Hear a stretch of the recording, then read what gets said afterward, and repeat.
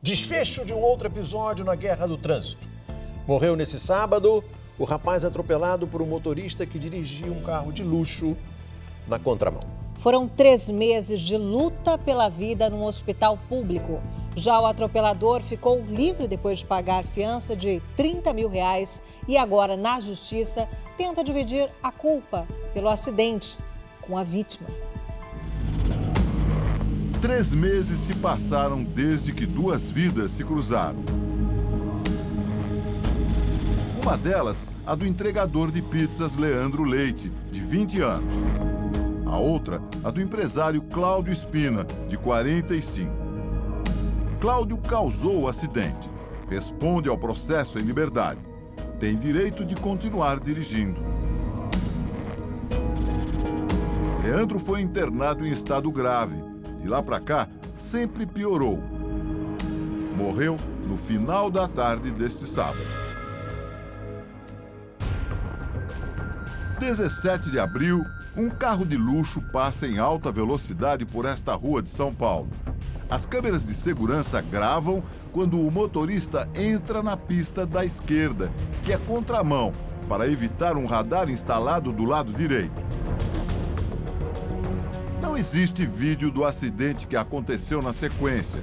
Testemunhas relatam que, ao seguir pela faixa proibida, o motorista primeiro atingiu um carro. Em seguida, arremessou um motoboy e a moto dele em direção a um outro veículo que vinha logo atrás. Outros 2 carros estacionados foram atingidos.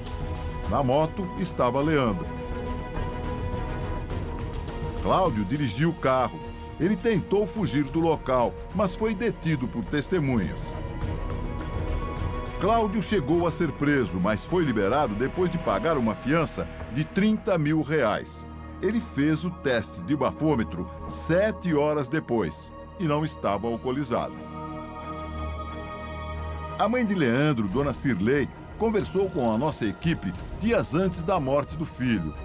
Há 3 meses, Leandro deu entrada neste hospital público de São Paulo com traumatismo craniano, traumatismo no tórax, 3 fraturas no rosto e 2 lesões no pulmão. Leandro teve uma das pernas amputadas 5 dias depois do acidente. 50 dias depois, parecia que ele ia ficar bem. Estava consciente, conversando e teve alta. A fratura da testa, ela abriu uma brecha e estava mandando ar para o cérebro e causou uma hidrocefalia e uma meningite, assim, não aquela bacteriana, outra, uma bem levinha, que aquela foi superada. Infecção da meninge, lógico. Uma infecção da meninge. Essas imagens feitas pela câmera de um celular mostram o estado de Leandro ao ser internado pela 2ª vez. O rapaz estava entubado, não conseguia mexer a cabeça sozinho. Também não conseguia falar. Ele voltou na estaca 0. Dona Cirlei pediu demissão do emprego para cuidar do filho. Hoje, sobrevive da aposentadoria e de algumas economias. Quem atropelou o rapaz, deu alguma ajuda para vocês? Deu uma ajuda fantástica.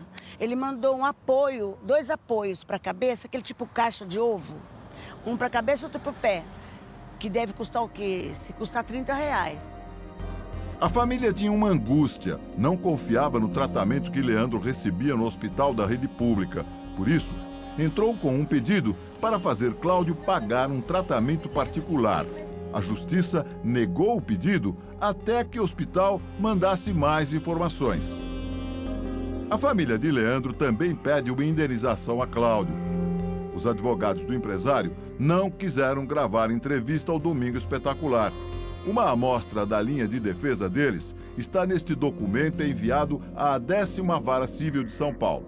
Os advogados contestam o pedido de indenização. De acordo com o texto, o evento deu-se por responsabilidade de ambas as partes. O empresário trafegava em velocidade acima da permitida, mas o motoboy estaria na contramão com o farol apagado. Por isso, o pedido de indenização deveria ser proporcional à culpa das partes. Nunca tentou chegar num acordo com vocês de ajuda, Não, ele agora nada? está dando uma de vítima. Veja de novo a imagem gravada segundos antes do acidente. Fica claro que o carro de Cláudio está na contramão. A moto de Leandro não aparece no vídeo. O hospital providenciou os documentos que a justiça exigiu.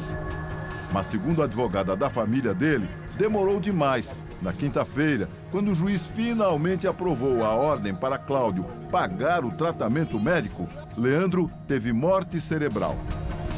O coração parou de bater neste sábado. Um domingo espetacular e reportagem sobre o motoboy que morreu depois de ser atingido por um carro de luxo em alta velocidade. A família reclama que a lentidão da justiça contribuiu para a morte do motoboy, mas continua na luta pela condenação do atropelador. O empresário Cláudio Spina responde aos processos sobre o acidente que resultou na morte de Leandro em liberdade. Ele parece manter uma rotina normal. Nesta foto recente que encontramos em uma rede social, o empresário aparece com amigos. O Domingo Espetacular tentou falar com ele por meio dos advogados e também foi ao lugar onde ele mora. Bom dia. Bom dia. Por favor, eu preciso falar com o senhor Cláudio Lisias Spina. O senhor poderia verificar se ele está em casa? Não, ele saiu, tá na firma dele. Saiu de manhã. Cláudio sai cedo e de carro. Ele não está proibido de dirigir. O empresário foi indiciado por lesão corporal, omissão de socorro, fuga e direção perigosa. No documento enviado à Justiça, os advogados de Cláudio explicam que no momento do acidente, ele socorria o primo, Giuliano Borlenghi, e por isso se encontrava em velocidade superior à permitida para a via. E que o primo, imediatamente após os fatos, foi conduzido ao hospital. A tese é contestada pela advogada da família de Leandro. Se o primo do réu estava passando mal no horário do acidente, por volta das 8h30 da noite, por que somente deu entrada no hospital às 11h30 da noite? O hospital fica a 1 quilômetro do local dos fatos. Como alguém que estava passando tão mal poderia esperar tanto tempo para ser atendido? A advogada de Leandro reclama da demora para que as coisas andem. O Ministério Público tem um prazo de 6 meses para oferecer a denúncia, né? Nós praticamente estamos completando 3 meses, né? Estamos aguardando providências, né? Com a morte de Leandro, Cláudio pode ter de responder por homicídio, como explica o criminalista Antônio Cláudio Maris. A morte foi comprovadamente decorrência do acidente. Portanto, o que ocorreu, em tese, foi um homicídio. Resta saber se esse homicídio tem o caráter de homicídio culposo, vale dizer, se o fato ocorreu por negligência, imperícia ou imprudência. Para o promotor Humberto Frabetti, casos como esse costumam se estender na justiça por anos. O judiciário brasileiro hoje ele está numa situação muito ruim, né? Ele é muito burocratizado, pouquíssimas partes estão informatizadas, estão digitalizadas e ele demora mesmo.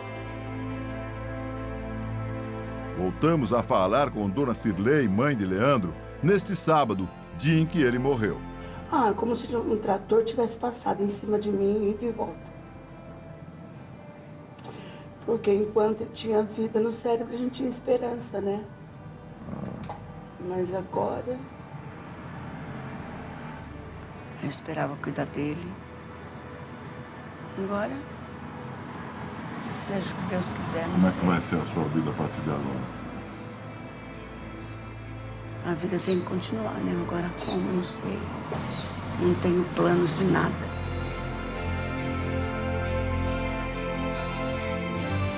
A advogada da família também se emociona. Diz que não vai desistir da luta na justiça.